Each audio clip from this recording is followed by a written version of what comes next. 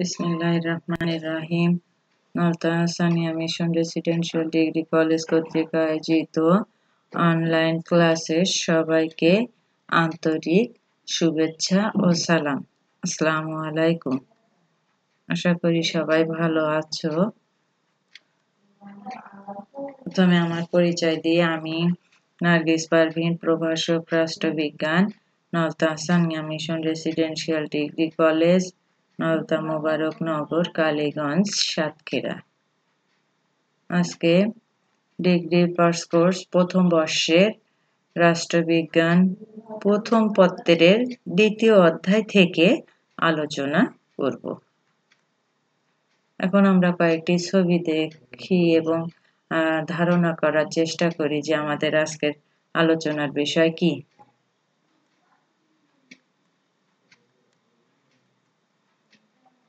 তোমরা নিশ্চয় ধারণা করতে পারছো যে আমাদের আজকের আলোচনার বিষয় রাষ্ট্রের উৎপত্তি।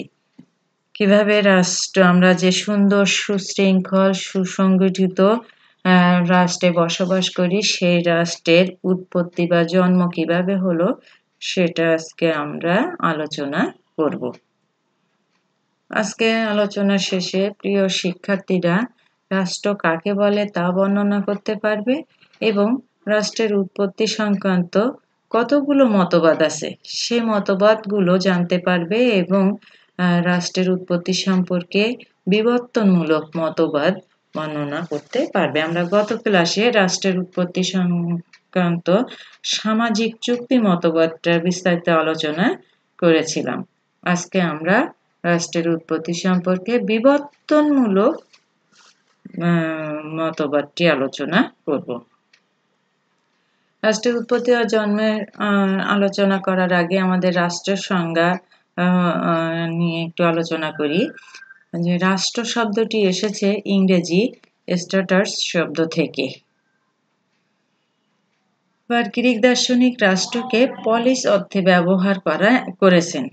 রোমান দার্শনিক রাষ্ট্র বলতে সিভিটাস শব্দটি ব্যবহার করেছেন। রাষ্ট্র শব্দটি সর্বপ্রথম ব্যবহার করেন ষোড়শ শতাব্দীর বিখ্যাত ইতালীয় রাষ্ট্রচিন্তাবিদ ম্যাকিয়াভেলি। অনেক ক্ষেত্রেই দেখা যায় রাষ্ট্র শব্দটি সরকার, দেশ, সমাজ, জাতি শব্দগুলো সমার্থক হিসেবে ব্যবহৃত হয়, কিন্তু রাষ্ট্রবিজ্ঞানে রাষ্ট্র শব্দটি বিশেষ অর্থে ব্যবহৃত। রাষ্ট্র হলো এমন একটি প্রতিষ্ঠান যার চারটি উপাদান আছে, যথা জনসমষ্টি, নির্দিষ্ট ভূখণ্ড, সরকার ও সার্বভৌম ক্ষমতা বিদ্যমান রয়েছে এবং যা বিশেষ উদ্দেশ্য সাধন করার জন্যই গঠিত হয়েছে। রাষ্ট্রের উৎপত্তি। মানুষ সংঘবদ্ধ জীবনযাপনের জন্য রাষ্ট্র ও সমাজ সৃষ্টি করেছেন, কিন্তু কখন এবং কিভাবে রাষ্ট্রের উৎপত্তি হয়েছে সে সম্পর্কে বিভিন্ন রাষ্ট্রবিজ্ঞানীর মধ্যে মতভেদ রয়েছে। তথাপি যুগ যুগ ধরে রাষ্ট্রবিজ্ঞানীগণ রাষ্ট্রের উৎপত্তির রহস্য উদ্ঘাটনে সচেষ্ট হয়েছেন। তবে এক্ষেত্রে পর্যাপ্ত তথ্য না থাকায় তারা কোনো একটি নির্দিষ্ট মতামত পোষণ করতে সক্ষম হননি যে এইভাবে রাষ্ট্রের জন্ম হয়েছে। এরকম নির্দিষ্ট মতের উপরে মতামত পোষণ করতে কোনো রাষ্ট্রবিজ্ঞানী সক্ষম হননি। ফলে রাষ্ট্রের উৎপত্তি সম্পর্কে বিভিন্ন মতবাদের উদ্ভব ঘটেছে।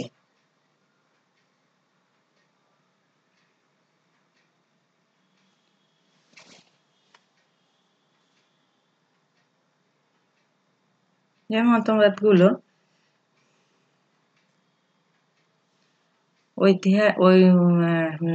ঐশ্বরিক মতবাদ, পিতৃতান্ত্রিক মতবাদ, মাতৃতান্ত্রিক মতবাদ, বল প্রয়োগ মতবাদ, সামাজিক চুক্তি মতবাদ, ঐতিহাসিক বা বিবর্তনমূলক মতবাদ। এখন আমরা ঐতিহাসিক বা বিবর্তনমূলক মতবাদ কি সেটা বিস্তারিত আলোচনা করব। রাষ্ট্রের উৎপত্তি সম্পর্কে যতগুলো মতবাদের অবতারণা করা হয়েছে তাদের মধ্যে ঐতিহাসিক বা বিবর্তনমূলক মতবাদই সর্বজন স্বীকৃত ও বিজ্ঞানসম্মত মতবাদ বলে স্বীকৃত।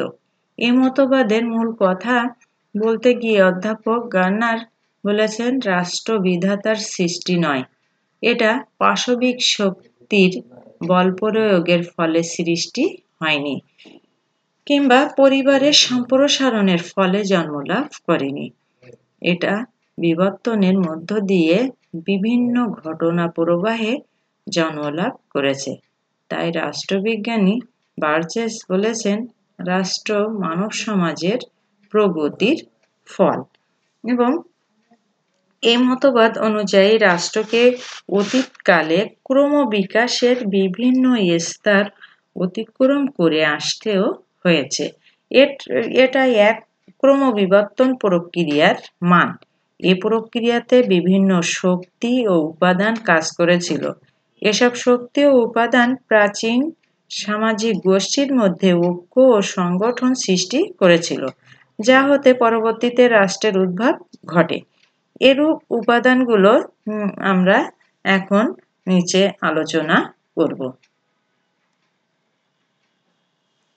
প্রথমত, আত্মীয়তা। রাষ্ট্রের বিবর্তন ধারায় আত্মীয়তা গুরুত্বপূর্ণ ভূমিকা পালন করেছে। পরিবারই সমাজের প্রাথমিক সংঘ বা প্রতিষ্ঠান। পরিবারের বাইরে বিবাহ বন্ধনে আবদ্ধ হয়ে পরিবারের সদস্যরা নতুন নতুন পরিবারের উদ্ভব ঘটায়।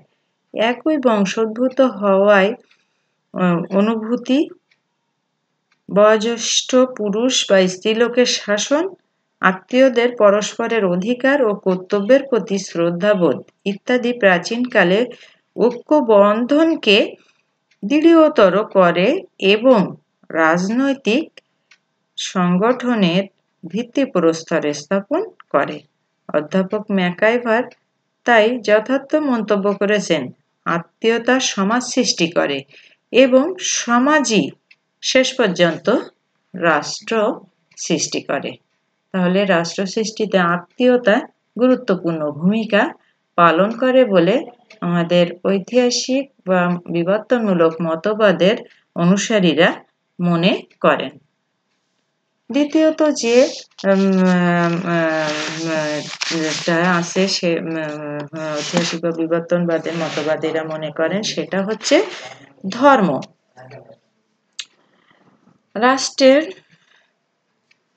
ঐতিহাসিক বিবর্তন ধারায় ধর্মীয় বন্ধনও বিশেষ গুরুত্বপূর্ণ ভূমিকা পালন করেছে। পরিবার ও গোষ্ঠীর সংখ্যা বৃদ্ধি পাওয়ার সাথে রক্তের সম্পর্ক শিথিল হয়ে পড়ে। তখন মানুষের মধ্যে ঐক্য প্রতিষ্ঠার জন্য ধর্ম এগিয়ে আসে। ধর্মীয় নেতারা সমাজের আধিপত্য বিস্তার করে এবং জনগণ পাপের ভয়ে তাদের কর্তৃত্ব মেনে নেয়। সুতরাং বলা যায়, রাষ্ট্র সৃষ্টির ক্ষেত্রে ধর্মের প্রভাব অপরিসীম। অধ্যাপক গেটেল তাই বলেছেন, রাজনৈতিক বিবর্তনের প্রাথমিক ও সর্বাপেক্ষা সংকটময় মুহূর্তে একমাত্র ধর্মই মানুষকে শ্রদ্ধা এবং আনুগত্য শিখিয়ে বর্বরোচিত অরাজকতা দমনে সহায়তা বা সাহায্য করেছিল। ঐতিহাসিক বা বিবর্তনমূলক মতবাদীরা তাই মনে করেন যে ধর্ম ও রাষ্ট্র সৃষ্টির জন্য গুরুত্বপূর্ণ ভূমিকা পালন করে। যুদ্ধ বিগ্রহ। জেঙ্কস, মার্কস, ওপেনহেইম প্রমুখ চিন্তাবিদ রাষ্ট্র গঠনের ক্ষেত্রে শক্তি প্রয়োগের ভূমিকার উপরও গুরুত্ব আরোপ করেছেন। অতীত ইতিহাসের রাষ্ট্র গঠনের ক্ষেত্রে যুদ্ধ বিগ্রহের গুরুত্বপূর্ণ ভূমিকা লক্ষ্য করা যায়। যখন রক্তের বন্ধন বিলুপ্ত হয়, তখন উপজাতীয় সংগঠন গড়ে ওঠে। এর উদ্দেশ্য ছিল অন্যান্য উপজাতিদের আক্রমণ করা এবং আত্মরক্ষার জন্য অন্যান্য উপজাতির আক্রমণ প্রতিহত করা। এভাবে উপজাতীয় সদস্যদের মধ্য হতে একজন যুদ্ধনায়কের উদ্ভব ঘটে। এ যুদ্ধনায়ক ক্রমশ সার্বভৌম শক্তিতে পরিণত হয় এবং রাষ্ট্র সৃষ্টিতে সচেষ্ট হয়। তাই ঐতিহাসিক বা বিবর্তনমূলক মতবাদের অনুসারী রাষ্ট্রচিন্তাবিদগণ মনে করেন যে রাষ্ট্র সৃষ্টি বা উৎপত্তিতে যুদ্ধ গুরুত্বপূর্ণ ভূমিকা পালন করে। অর্থনৈতিক কার্যকলাপ। রাষ্ট্র সৃষ্টির ব্যাপারে অর্থনৈতিক কার্যকলাপেরও যথেষ্ট ভূমিকা পরিলক্ষিত হয়। খাদ্য ও আশ্রয় সন্ধানের মধ্যে প্রাচীন মানবগোষ্ঠীর অর্থনৈতিক কার্যকলাপ সীমাবদ্ধ ছিল। এই অপরিণত অর্থনৈতিক ব্যবস্থায়ও সংঘবদ্ধতা, সহযোগিতা ও নিয়ন্ত্রণ ব্যবস্থার প্রয়োজন ছিল।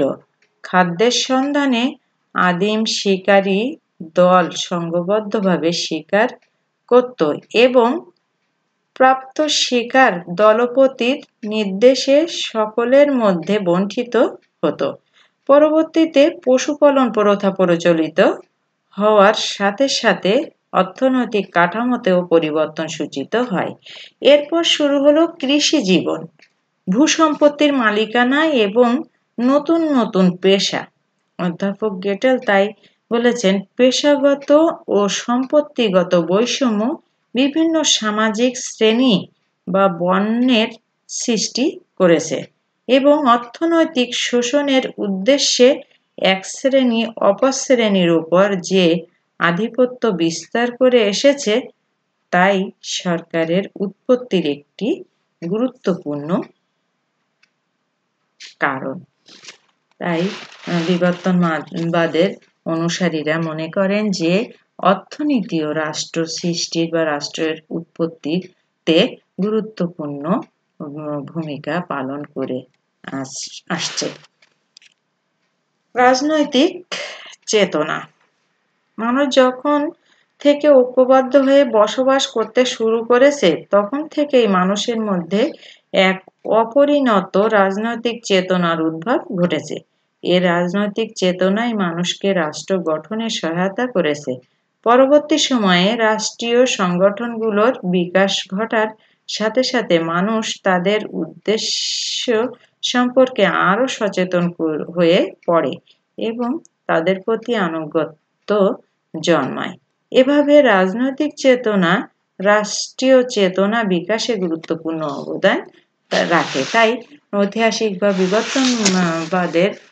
বিবর্তনমূলক মতবাদের অনুসারীরা অত্যন্ত জোরালোভাবে বিশ্বাস করেন যে রাজনৈতিক চেতনা রাষ্ট্রের উৎপত্তিতে গুরুত্বপূর্ণ অবদান রেখেছে। তাহলে ঐতিহাসিক বা বিবর্তনমূলক মতবাদের অনুসারীদের বিভিন্ন মতবাদ আলোচনার শেষে আমরা একথা বলতে পারি যে রাষ্ট্রের উদ্ভব ও বিবর্তনে যেসব উপাদান কাজ করেছিল সে উপাদানকে সুব্যবস্থিতভাবে উপস্থাপন করাই ঐতিহাসিক বিবর্তন মতবাদের উদ্দেশ্য। এতে সুস্পষ্টভাবে প্রমাণিত হয় যে রাষ্ট্র বিধাতার সৃষ্ট বা মানুষের সুচিন্তিত কাজ নয়, বরং রাষ্ট্র মানব সমাজের নিরবচ্ছিন্ন ক্রমবিকাশের ফল।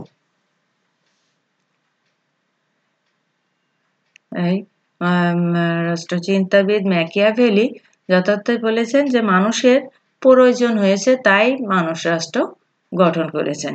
রাষ্ট্রের কোনো বাধ্যবাধকতা নেই যে সে নিজে নিজেই গড়ে উঠবে। আমরা উপরের আলোচনার শেষে আমরাও তাই বুঝতে পারলাম যে মানুষের প্রয়োজনের তাগিদে বিভিন্ন সময়ের প্রয়োজনের প্রেক্ষিতে ক্রমবিকাশের ফলেই রাষ্ট্রের জন্ম হয়েছে। রাষ্ট্র বল প্রয়োগের মাধ্যমেও তৈরি হয়নি, চুক্তি করেও গড়ে উঠিনি। আজকে আমাদের বাড়ির কাজ থাকবে রাষ্ট্র কাকে বলে তা মুখস্থ করবে তোমরা বাসায় বসে এবং রাষ্ট্রের উৎপত্তি সংক্রান্ত মতবাদ কয়টি ও কি কি তার তালিকা তৈরি করবে এবং মুখস্থ করবে এবং রাষ্ট্রের উৎপত্তি সম্পর্কে বিবর্তনমূলক মতবাদ বর্ণনা সহকারে মুখস্থ করবে। সবাই সুস্থ থাকবে, সুন্দর থাকবে, ভালো থাকবে এই কামনা করে আজকের মতো এখানে বিদায় নিচ্ছি। সবাইকে ধন্যবাদ।